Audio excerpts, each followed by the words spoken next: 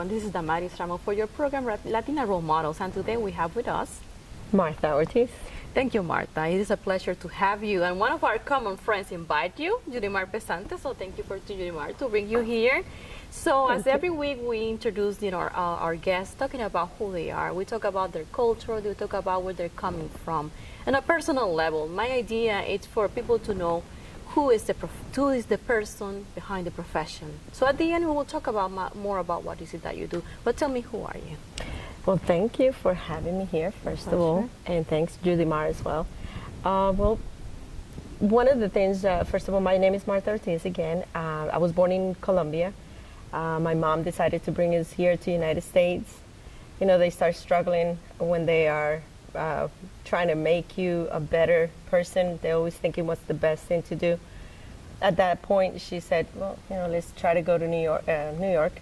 So you were born in Colombia until you mentioned 11 years old. We were talking before. Correct. Yeah, Okay. till I was 11 years old, she was basically asking me, "Do you want to stay? Do you want to go?" I'm like, I want to stay in Colombia, but now I'm very, very happy that I accepted to come here. When you think about Colombia, what things do you remember?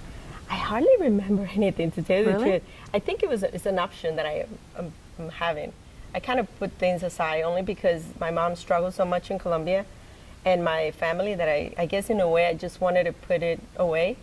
Now I go back, and when I go back, I'm kind of saying, you know what, I should have maybe do a little more, done a little more, but I'm not. I'm okay. I'm okay with the fact that I can go back and then just look at little things here and there and appreciate where I was born. So basically, we were 11 years old, moved to the United States. How was your life? How did it change? Because there was definitely an impact. Different cultures, language, people. Definitely. At first, the first year, I was like, I'm calling my dad. Dad, I want to go back. Just take me back. But my dad was like, no, you have to stay with your mommies. And so we started. So like I said, at 11 years old, but then I saw my mom struggling so much trying to bring her other kids that I started working. And How old were you when you started working? I was 14 and a half. So I said I have to help her, so there were some cousins of mine that they were working in a factory, and I just told her, I said, look, I don't care if I have to lie about my age, I need to help my mom. And so, but they knew, and so I was doing some work there, and then that's how I started working, and my mom said, I'll accept that, but if you still go to school. And so I did, so I would go to school and then work, and So you were 9th, 10th grade? Yes. When I came in, they saw my grades and they did a small test, and I was already in 8th grade and 9th grade. And then after that, I went to Franklin K. Lane High School in New York, and then I went to LaGuardia College, and then I took some classes, political science in Queens College. So let's get back. Because I'm impressed by that. You were going to school during the day. So when is it that you were working after school?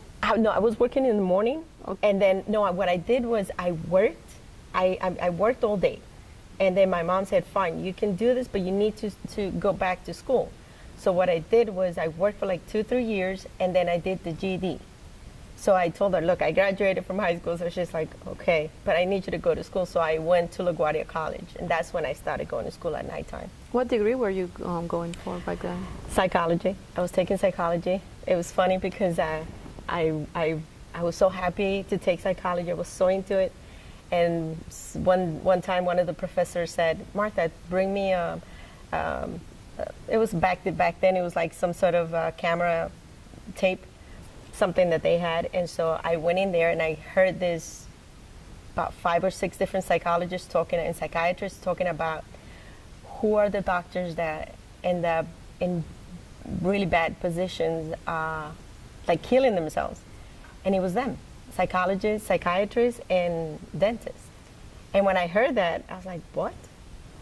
I don't want that. I want to help people, and I want to be alive. I need to be alive. So what you're saying is like the job pressure, Yeah, so then what I decided was, I said, I'm just going to change from taking psychology, and I'm going to take business administration. And I changed, and Careers. that's what I did.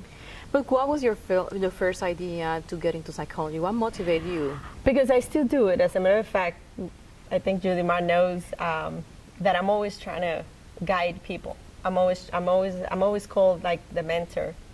I guess because I started since I was so little about doing everything in life and seeing everybody struggle, how many people struggle here. Back in the days, it was worse. It was definitely worse than now. What type of struggle you're talking about?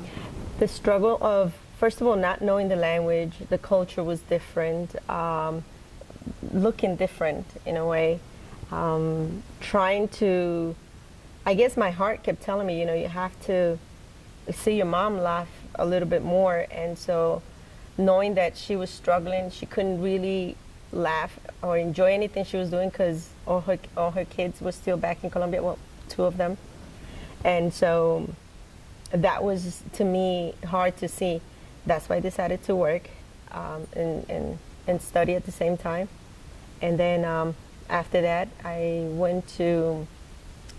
was hard to see my mom walk like 50 blocks to get to work in the sun, rain, snow, and walk back.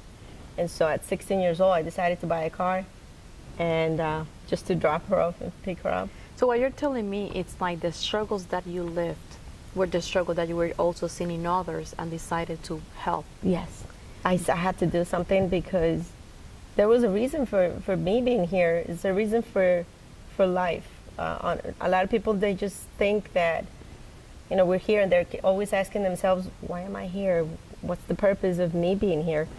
But you know what? Instead of spending time trying to figure out why, just get up and do something and be useful and try to help people. And then all of a sudden, you start to find your way around and all of a sudden things start to make sense. So early in life, you can say that you started to find your light and your journey.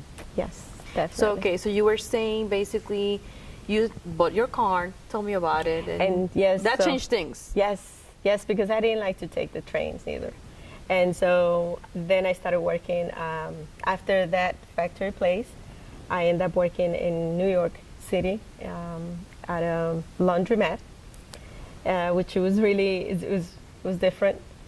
But then after that, I said, no more, I have to do something else. So I worked for Sizzler restaurant. And then all of a sudden I'm 18. And then I said, okay, I need to go back to school. So that's when I went to LaGuardia. And then I ended up also going to IT. I believe that school doesn't exist anymore. iTech or something like that in Jamaica Avenue. And so I did computer. That was on computer, okay. Computer processing. And then I said, okay, I think I'm prepared to do something more. And what was funny is that every single place I worked, I always end up having the key to the place. Like within a month, I was like, wait a minute, I'm in charge again. They trust you, they saw your skills. Yeah. And I guess with my dedication and responsibility always and then ever since then, all of a sudden I started taking care of my whole family. I think I know the answer for this question, but who's your role model? Well, my mom. She's my role model. Why? I don't know where she gets all the strength and the passion to continue to do things. I think it's because she had kids. Her children are the ones at that time, of course. And she's still this day, she's still thinking about being a mom. I'm like, give it up already. But she's not. And so that's one of the things. That's her mission? Yeah. So back to your education. So tell me a little bit more. So to go back real quick, another person that is like my role model, even though I never met her, was my grandma, my mom's mom. My mom kept telling me stories about her, and I feel like so she's probably in me. she was her role model. That was your grandma was your mom's role model. So Yeah, most probably. You're right. Tell me a little bit more about your education and what is it that you're doing right now in Orlando? So then when I started with the psychology and dropped it, and then I did Business, and then I did the computers, I ended up working at a chiropractor's office in New York. And then ever since then, I was hooked because I used to suffer from migraine headaches. And I remember I started working there and I got one of those headaches, and the chiropractor that was there back then, I don't know if I can mention his name, Dr. Ness, he adjusted me. He says, you'll be fine. And I said, you know what, let me try it. And it took one adjustment And I never saw any more headaches ever again. And I used to go to the hospital, take medicine, injections and stuff for the headaches. And then I was done with that. So then I said, this is great. I love this. And so I started with that. That's how I ended up in the medical field. And I was 19. And then I kept working on chiropractic, and all of a sudden I ended up learning every single thing, every single subject, anything that had to do with chiropractic. And I loved everything about it, that I continued that path. And then I decided to move down to Florida. It was a little bit too much in New York, but I love New York. I love New York. You always go back? I always go at least 3 times a year. I enjoy it so much now. Before I couldn't. So what is the name of your office? So then I decided to open up a clinic here, and it's called Sunshine State Medical. What is it that you do there?